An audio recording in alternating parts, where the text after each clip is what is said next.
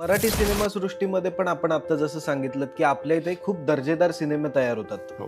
पण प्रेक्षक बघायला जात नाहीत किंवा बजेटचा प्रॉब्लेम असतो. तर मराठी चित्रपट सृष्टीमध्ये आजचा कुठला एक सकारात्मक बदल होऊ शकतो की ज्याने की हे सगळी गणितं चेंज होऊ शकतील? ह्याला बरेच गोष्टी आहेत की हे सगळं बदलायचं झालं तर काय करावं लागेल. एक तर चांगल्या संहिता शोधून काढायला पाहिजे. त्याच्यानंतर आपण ज्याला पटकथा म्हणतो ती चांगली लिहिली गेली पाहिजे. जेवढी तुमची पटकथा चांगली लिहिली जाते तेवढं ते त्यातलं जवळजवळ 70-80% त्या फिल्ममध्ये उतरतं. बरोबर. पण आपण म्हणतो ना खूप रेंगाळला तिथे पटकथा कुठेतरी ती हललेली असते.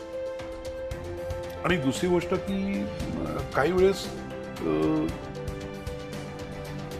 कथा चांगली असते, दिग्दर्शक चांगला असतो, पण कलाकार त्या दर्जाचे नसतात. राईट.